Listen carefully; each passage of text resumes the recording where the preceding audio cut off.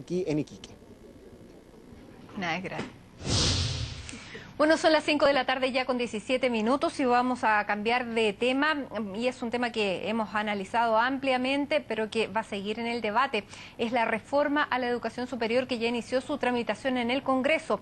Para algunos actores aún hay más dudas que certezas respecto a temas claves como los alcances de la gratuidad, las sanciones al lucro y la acreditación. Queremos analizar este tema con la rectora de la Universidad de las Américas y además presidenta de la Corporación de Universidades Privadas, Pilar Armanet. Pilar, bienvenida, gracias por estar con nosotros. Muchas gracias por invitarme. Bueno, además, Pilar, usted fue jefa de la División de Educación Superior durante el gobierno de Ricardo Lagos, así que este tema no les es ajeno para nada, lo conoce desde adentro, desde las dos veredas. Así es. Y, desde tres veredas, en realidad. Exactamente. Y bueno, primero, ¿qué le parece el proyecto en general? Porque se ha hablado muchísimo de la gratuidad, vamos a hablar también de eso, pero usted, como entendía en educación superior, ¿qué le parece el proyecto en su conjunto que se ha enviado al Congreso y que hemos tenido en realidad poca posibilidad de analizarlo y discutirlo? Se ha hablado sobre todo de la gratuidad, pero es un tema que es mucho más amplio.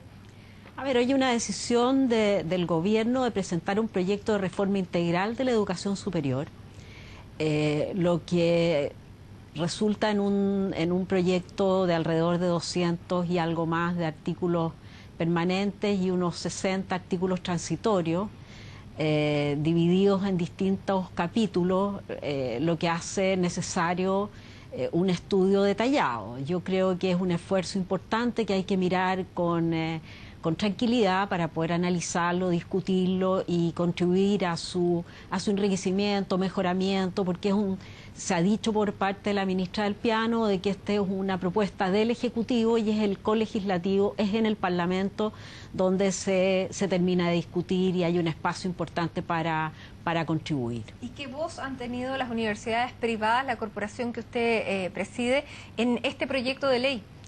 A ver, yo creo que si hay alguna crítica respecto del proceso, el proceso fue muy complejo, sobre todo en la medida en que nosotros pudimos discutir sobre minutas en las cuales no estaba definido el contexto y los grandes principios que orientan la reforma.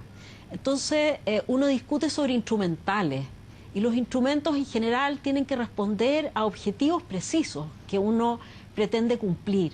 Y en consecuencia creemos que en ese momento lo que se produjo fue una tremenda polarización, porque los instrumentos no son neutros y solo una mirada de conjunto de país y del bien común hace que los instrumentos se articulen en torno a un consenso respecto del camino que queremos lograr. ¿A qué se refiere con los instrumentos?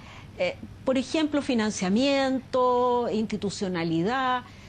¿Qué es lo que se busca, por ejemplo?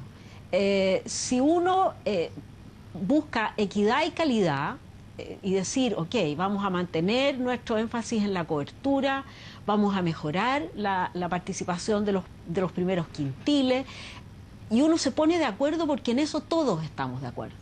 Y en consecuencia luego conversamos sobre gratuidad hasta qué nivel, con qué progresión. ¿Usted no es partidaria de la gratuidad universal? Yo creo que no, primero que nada porque es muy caro. Y en consecuencia la gradualidad va a ser muy larga y van a persistir otros instrumentos. Y a mí lo que me preocupa son las expectativas. Cuando hay expectativas muy potentes que se generan, se produce frustración, la frustración produce rabia, la rabia produce violencia y eso no es bueno. Y por eso yo siempre fui partidaria de definir la gratuidad para los sectores más vulnerables y créditos y becas para los sectores medios y las personas que pueden pagar que paguen. Pero estas tremendas expectativas ya se generaron, fue la promesa presidencial que sin embargo por la realidad se aplica el realismo, no se va a poder cumplir. ¿Usted teme un estallido social a partir de esto? Porque hemos visto ya a los estudiantes bastante movilizados y bastante radicalizados. Es distinto este movimiento estudiantil al del 2011 y por supuesto el del 2006. Pero es más minoritario que el desde 2011 y 2006. Yo creo que los sectores radicales son sectores minoritarios. Uno de los problemas que tenemos en las universidades es que la participación en la elección de los dirigentes es muy baja. Y en consecuencia la gran mayoría toma palco respecto de los problemas que los afectan. Y en consecuencia tenemos que ser capaces de alentar una participación masiva para que la opinión de los estudiantes en general esté presente. Ahora, yo no temo estallidos sociales porque yo creo que hace mucho rato que la sociedad entendió que no había espacio con la situación económica tal cual está para avanzar con rapidez hacia niveles de gratuidad más amplios. Y en consecuencia creo que las expectativas no lograron materializarse. Creo que estuvimos en riesgo, pero logramos sobrepasar ese problema. Ahora, dentro de las universidades privadas, ¿cómo es el mecanismo que a través de este proyecto de ley las hace dialogar con el resto de las universidades? Porque las universidades privadas han sido muy criticadas desde muchos sectores, primero desde el tema del financiamiento, el lucro, la calidad de las universidades. Han sido las universidades privadas las que han tenido los grandes problemas, que se han terminado, que los estudiantes han terminado repartidos por todas partes con, digamos, títulos que no les sirven para nada. ¿Cómo primero se hacen cargo de estas críticas y en segundo lugar, cómo entran ustedes a jugar como un actor? Porque no son pocas las universidades privadas que se mantienen en el país. A ver, yo creo que somos el sector privado, incluyendo los institutos profesionales y centros de formación técnica, somos tenemos más del 50% de los estudiantes chilenos.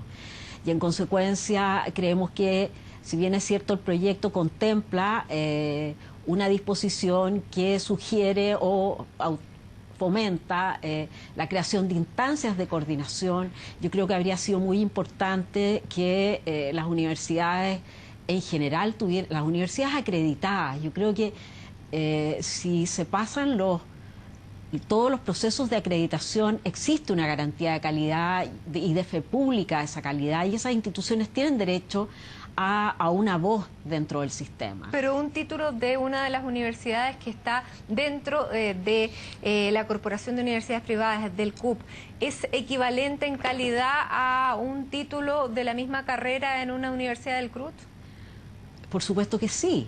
O sea, nosotros tenemos en muchas de las universidades, la nuestra en particular, tenemos más del 50-60% de los estudiantes que cursan estudios en carreras acreditadas, además, no solo universidades acreditadas. Y ahí lo que se establece es el perfil de ingreso y se determina si se cumple y se logra. Tenemos indicadores de empleabilidad, indicadores de titulación oportuna, de retención, etcétera.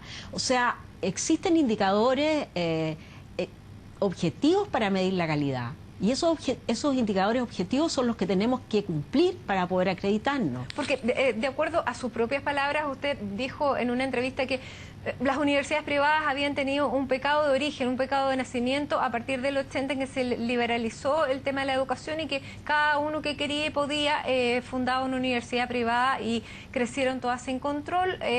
Nunca se vio la cantidad de requerimientos que eran necesarios y tampoco decir efectivamente necesitaba la sociedad tantos profesionales en ese sentido. ¿Pagó este pecado de origen las universidades privadas o todavía no? Yo creo que se pretende pensar que tenemos un pecado original permanente. Yo creo que ese pecado original, después de 20 y tantos años de funcionamiento, debiera haber sido borrado al menos, en el sentido de que hay muchas universidades que han logrado estándares de calidad y que están entre las 15 mejores universidades de Chile, hay varias privadas. Y los títulos, a ver, yo lo que quiero decir es que en la sociedad del conocimiento, donde se necesita saber más para poder insertarse en la economía, los títulos de pregrado son, yo diría, una necesidad, no un lujo. Durante muchos años se pensaba que había que tener mérito, entre comillas, es decir, ser más que sus compañeros de curso para poder acceder a la universidad y tener un título universitario.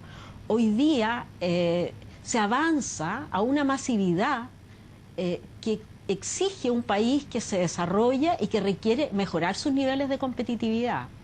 Nosotros hemos contribuido, por ejemplo, a profesionalizar a las pequeñas y medianas empresas y competimos por puestos de trabajo en un mercado ocupacional que se ha ido ampliando para los profesionales. En consecuencia, hay espacio para una clase media y los sectores vulnerables que logran llegar a la universidad y cambian dramáticamente sus condiciones de vida.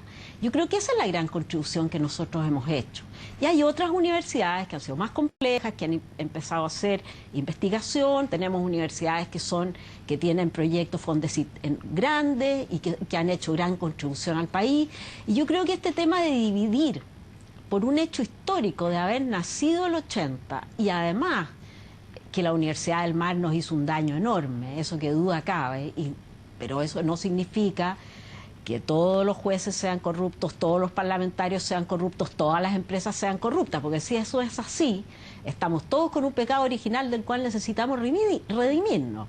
De manera que yo creo que lo importante es que nos juzgue por la contribución que hemos hecho y no por el pecado original que tenemos. Ahora, para usted y en ese sentido, la PSU que deje de existir, como fue el planteamiento que está contenido en esta reforma, en este proyecto de reforma, ¿los beneficia en el fondo equipara la cancha?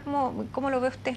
Yo creo que es importante reconocer que la PSU, con todos sus méritos, yo estaba ahí cuando la instalamos, así que no la puedo matar, con todos sus méritos sigue reproduciendo la diferencia de capital cultural que tienen los jóvenes. O sea, los jóvenes que egresan de educación particular y que tienen más capital cultural les va mejor. Y el mérito está democráticamente distribuido, la inteligencia está muy democráticamente distribuida. Entonces una prueba que discrimina en favor de un determinado sector socioeconómico, obviamente es una prueba que tiene problemas. Ahora, ¿cuál es la prueba? Y eso es el tema de los instrumentos. ¿Cuál es la prueba o el conjunto de pruebas que van a poder calibrar la situación socioeconómica y el capital cultural, que es uno de los grandes problemas que Chile tiene? Ahora, ¿cómo entran las universidades privadas en la gratuidad, siendo que con la definición y el establecimiento de los aranceles hay muchas que van a tener que pagar un costo muy alto si quieren adscribir a esta gratuidad? ¿Están dispuestas a pagar el costo? ¿Pueden hacerlo? Es que eso dependerá de cada una de las instituciones y de los requisitos que se establezcan para los alumnos y para las instituciones. Porque usted decía que ahí están precisamente los quintiles más vulnerables. Ahora, las universidades que reciben a los quintiles más vulnerables suelen estar más cerca de los aranceles de referencia y en consecuencia el sacrificio no es tan grande. El problema se plantea cuando se exige un aumento de las funciones y se reduce el financiamiento. Porque claramente el arancel de referencia se calcula en función teóricamente, y eso es muy difícil de hacer. Dice que va a haber un panel de expertos. Yo creo que es muy interesante ver cómo se puede calcular los costos de proveer docencia de pregrado en instituciones que son diversas. De manera que cómo se calcula, cómo se compara. Ahora, lo que pareciera ser es que se aísla el costo docente de los demás costos de investigación y de vinculación con el medio y se evalúa el costo docente propiamente tal. Ahí va a depender de cuán exigentes sean las demandas de investigación y vinculación con el medio. Bueno, en un minuto se llegó a decir que universidades solamente iban a poder llamarse las que realizaban investigación. El proyecto así lo reitera, así lo reitera. Y yo creo, nosotros estamos de acuerdo como corporación con la acreditación obligatoria, estamos de acuerdo con ir hacia niveles de complejidad cada vez mayores. Hay espacio enorme para llegar a consenso, que estamos de acuerdo con una superintendencia que controle la aplicación y el cumplimiento de las leyes. Estamos de acuerdo y yo creo que eso es lo importante y eso faltó porque creemos que es posible y todavía es posible formar un gran consenso de país en una reforma que nos importa a todos. Muy bien, Pilar Armanet, muchísimas gracias por estar con nosotros analizando el tema de la reforma educacional desde la perspectiva ahora de las universidades privadas. Este es un tema que se comienza a debatir ahora, pero que sin duda va a ser muy largo y muy, digamos, de un debate bastante exhaustivo y bastante agotador también por la complejidad del tema, así que seguiremos conversando. Muchísimas gracias por estar hoy con nosotros, Pilar. Muchas gracias. Bueno, ya son las 5 de la tarde con 31 minutos, nos vamos a la primera pausa y nos vamos revisando la imagen del día, invitándolos a comentar.